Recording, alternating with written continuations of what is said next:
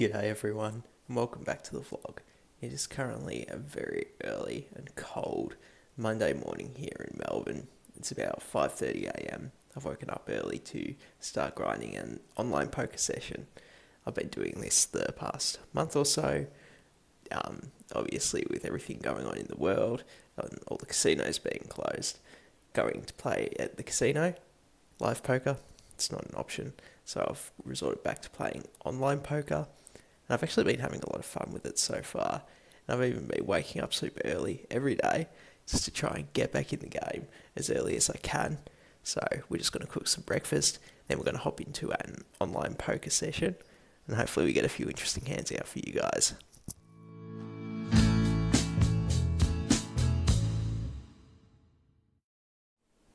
Alright, now that we've got a good feed in and we've warmed up a little bit, it's a perfect time to go and start grinding. So I'm going to hop in the game, open up a few tables, and see if we can't get some interesting hands out for you guys. Let's go.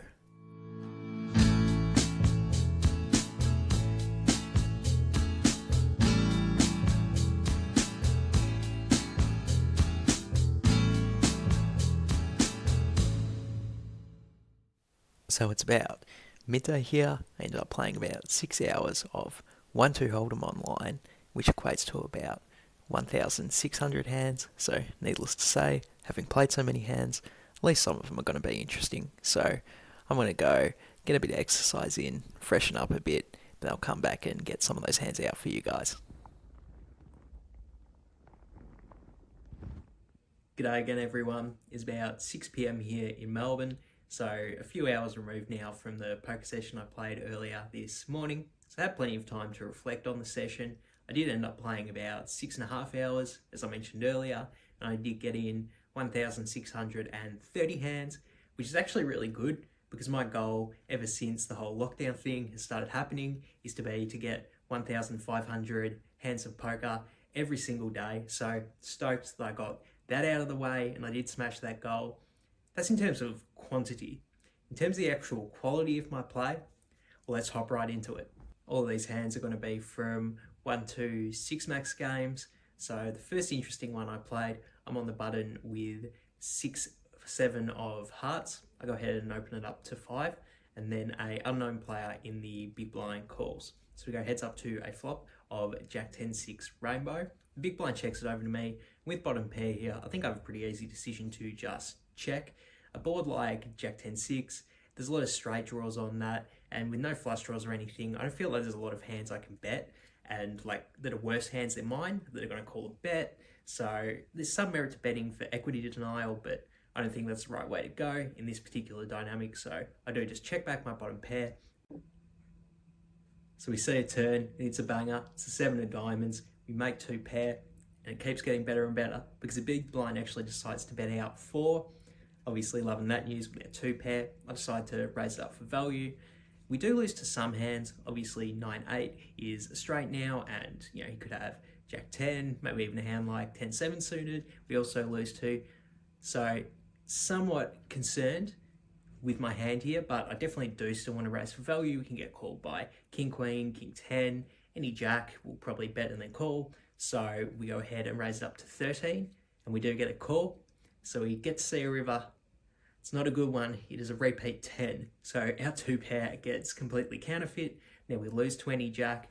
So when the big blind checks it over to me, I think I have a pretty easy decision to just check it back, take our showdown value. We do beat some of those king high straight draws that my opponent has in their range, but if they did bet and call a hand like a Jack on the turn, they're probably going to call down on this river. So I do check it back, and then my opponent shows 10-5 of diamonds. So they didn't have a Jack, they had a 10. So they bet a 10 on the turn, called the raise, and then got there on the river. So not the best luck for us to start out the session, but let's see if things can turn around in the next hand.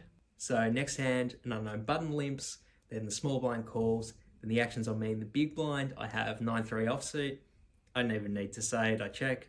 So we go 3 ways to a flop of Jack 9-9 with 2 hearts. That's a banger. We make trips. So when the small blind bets to us, obviously want to go ahead and bet for value. I make it 3, and then the button goes ahead and raises it up. They make it 9. Small blind folds. The action's back on me. I think I already have a pretty interesting decision on this street, whether I want to 3-bet for value or just call. This board's very wet, so my opponent could likely have a lot of hands like flush draws, straight draws, but I think I prefer calling in this spot, and the reason for that is our kicker is very, very bad. So if my opponent does have a value hand, namely a 9, we're going to be out kicks with our 3, like most likely. So I think for that reason, I prefer calling, but it's a pretty close spot because we don't have the 3 of hearts in our hand, which makes it more likely my opponent is going to raise and then call with a flush draw. So I definitely see merit to both options. However, I decide to call. So we go heads up to the turn. The turn's about the worst one in the deck. It is the 10 of hearts. Yuck. Obviously we lose to straights and flushes now, so absolutely have to go ahead and check it to the flop aggressor. Then he doesn't slow down at all. He goes ahead and bets 24 into 24.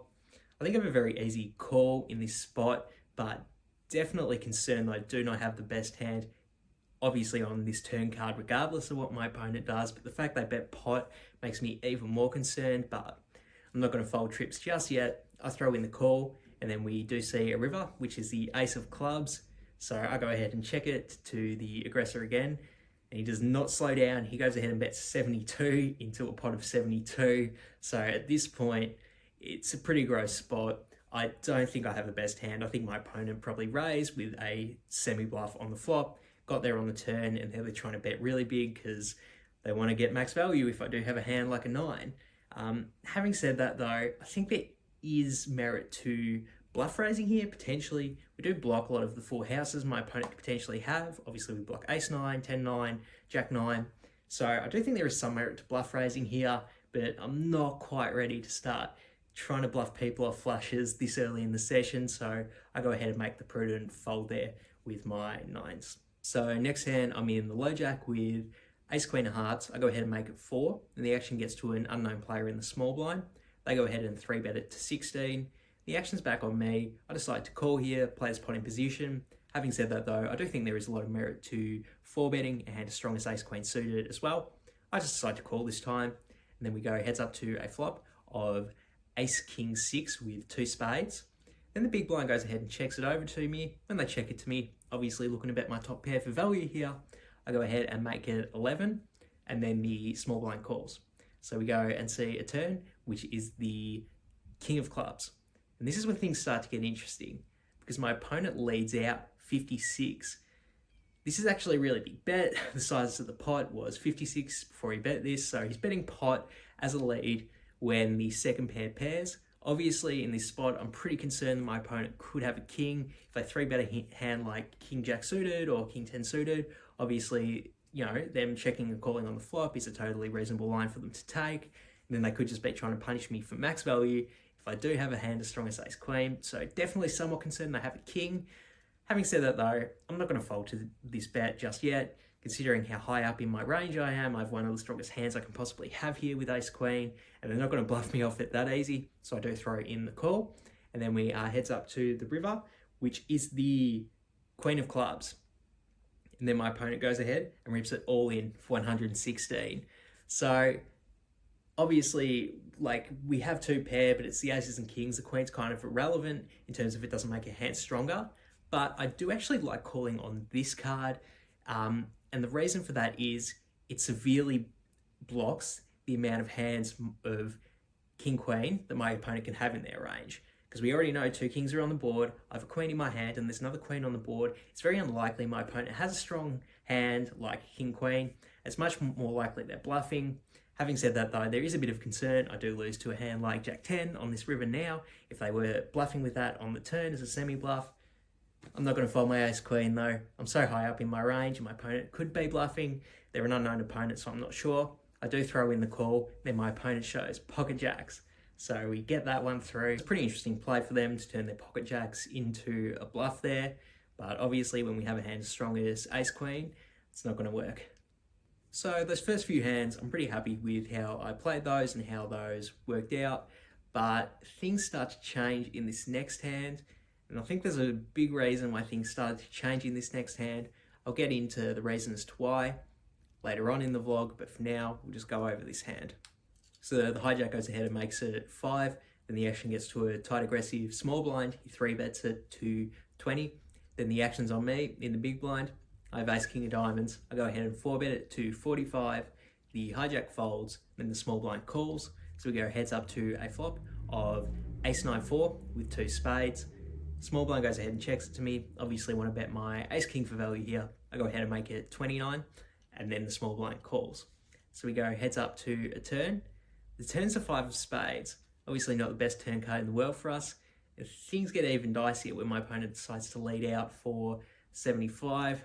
Obviously somewhat concerned that my opponent could have a flush or even a set. It would make sense to lead on the turn here with, considering I'm going to check this turn with a lot of hands in my range. So they go ahead and lead out for 75. Not really liking the situation, but not ready to fold my ace king just yet. I do throw in the call.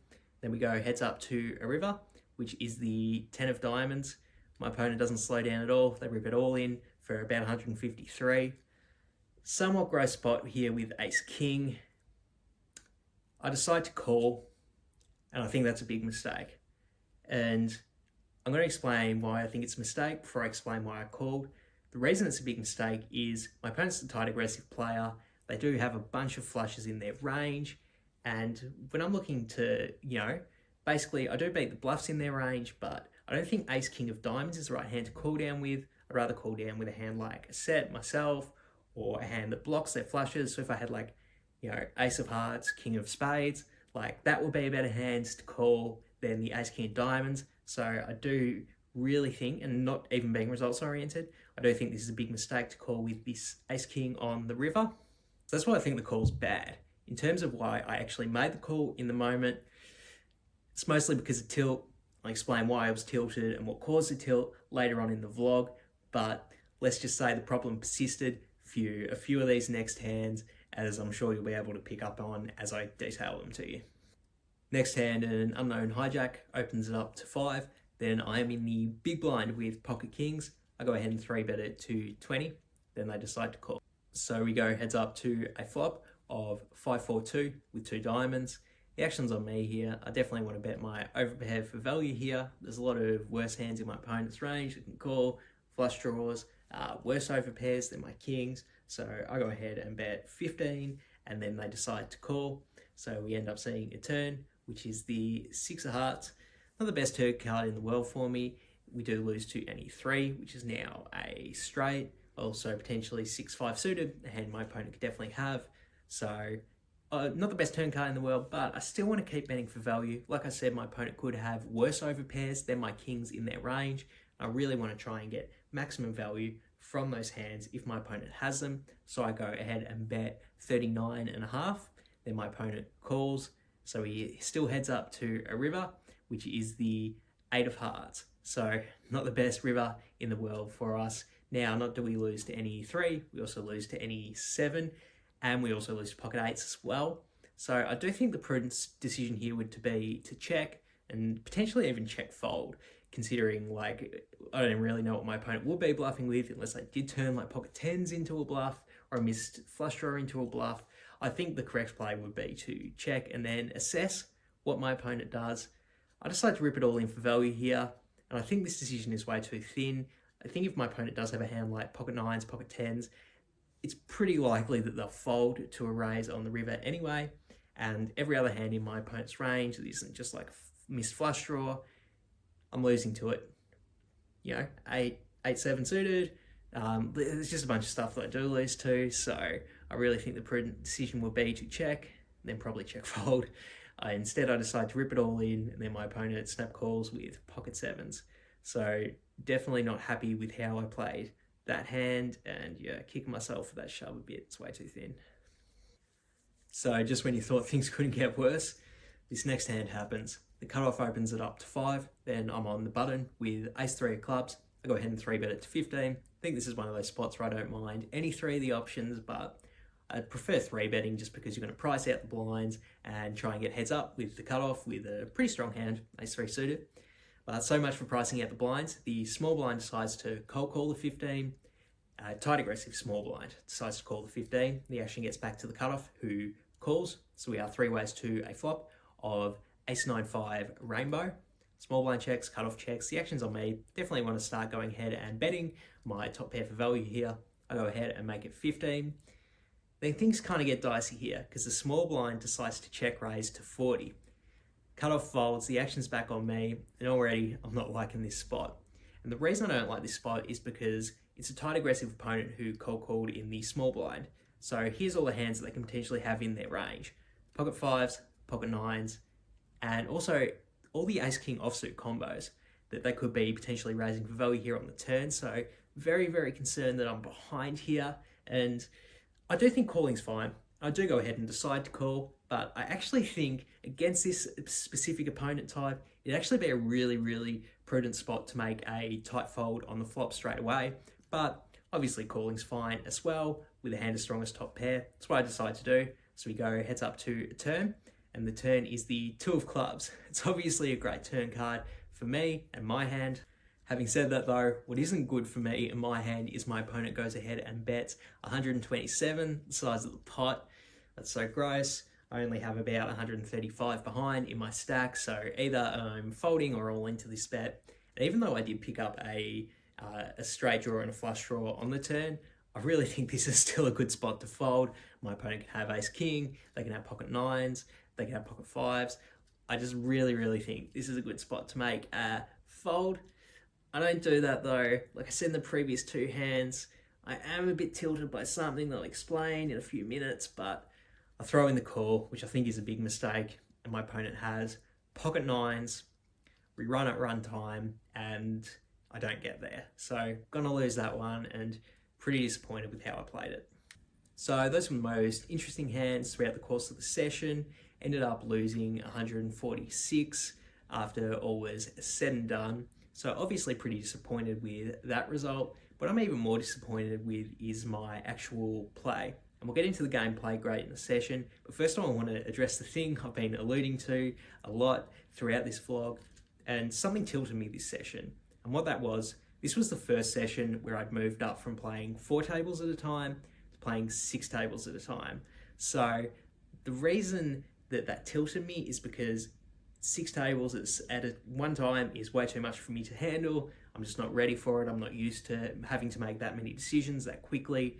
And the result of that is that me not be able to making good decisions really quickly. I just sort of get panicked and start doing what I emotionally want to do. And you saw that play out. Oh, I don't want to fold ace-3 suited here, so I'm just going to go all in.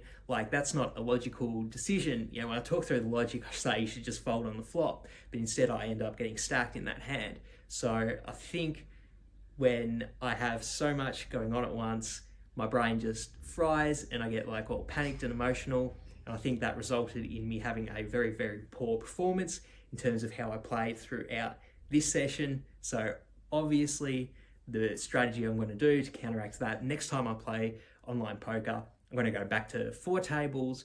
I'll maybe try and mix in a 5th table if the 4 tables does feel really, really slow. But I think I'm just going to stick to 4 until I really, really feel more confident there. And then I'll move up to 5. I won't go straight from 4 to 6. That was a big mistake as well. So hopefully you guys can learn something from that. Don't go too far ahead trying to play too many games at once. Just stick with what you're comfortable to, what's going to be able for you to play, well, play your best game. Don't try and mix in too many games because it can all go haywire like it did for me this session. I will point out too, the quality of my play did degrade over the course of the session. So even if I was more confident playing 6 for the first 2 or 3 hours, by the time hour 5 and 6 are around, it's too much and I just can't focus. So I think not only is it playing too many tables at once, but it's playing too many tables at once for too long.